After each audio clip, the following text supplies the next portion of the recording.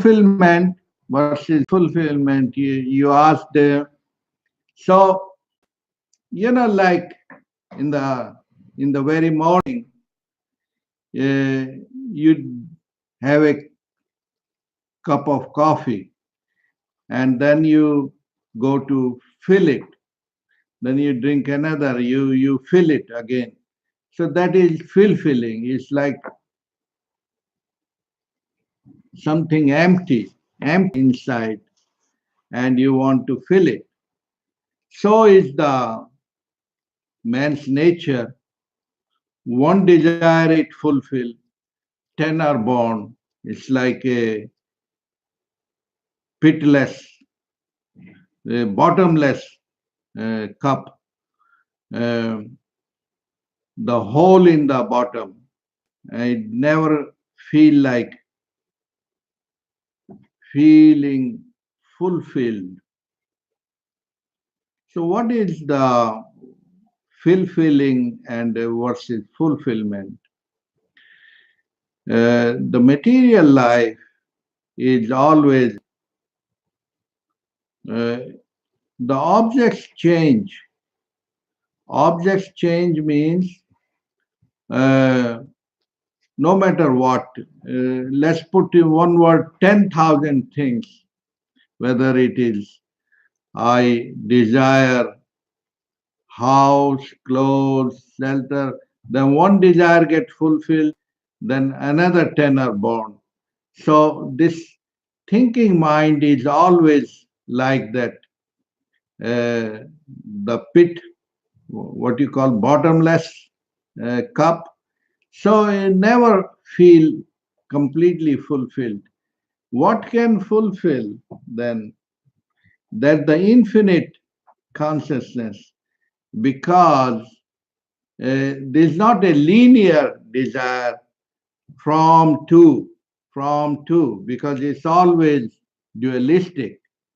The life we live, good, bad, right, wrong, like someone and then dislike another time, because naturally it has to happen, because the very existence is split. Pleasure, pain, loss and gain, name and fame are all the same. So the very seeking, running after entertainment constantly, the modern mind constantly, because why it's seeking entertainment? It's not entertained itself. It's not happy and blissful in itself. So it's running after temporary pleasures, through food, through this, through that, but never feel fulfilled. So the objects and achieving those objects can give us pleasure. Uh, then comes the happiness, which is psychological, mental. Then what is the difference in the bliss and the pleasure? Bliss is like 24/7, which is natural uh, pleasure without the objects and the subject, which is like if you are drunk, if I'm drunk, and then I don't divide good, bad, right, wrong, I transcend both. The same way is the real drink with the divinity, which is the being, which is like a state of fermented state. You feel like drunk, but uh, drunk with the edginess, with the beingness, with who am I. Like even children are feel like drunk. They are seeing the trees, the plants, absolutely without the knowledge, without the memory. They are 100% total in it. And that very simple state. A little child is high, only watching, observing its own finger. So, does it need any external entertainment? So is the state of innocent innocence within us. Then because of the language, we run something is inside. No, it is.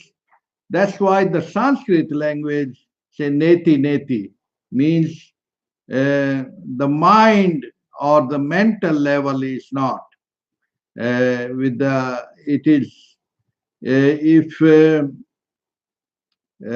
because it's only the language of thinkers.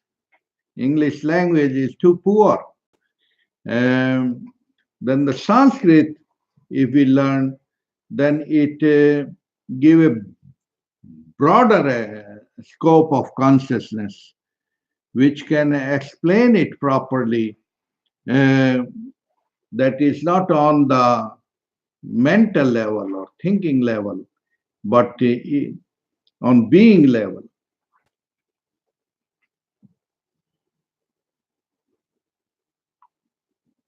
Like, suppose I give you a incredible fruit, mango, and I give you, explain me how it tastes like. How would you explain? There are no words. Neither sweet does not define it, nor sour does not define it. You eat it and then you already know. Then there is no, even words cannot define it. So is the state of love, that when you are in the love of real love, then no words can define it. And so is the God within you, that the words become short. Uh, there are some languages which can explain little better because of the expression, but still, uh, in the infinite silence, all the words get absorbed, and that is the state of inward fermentation. Means you can feel it, but no words can define it because it is way beyond words.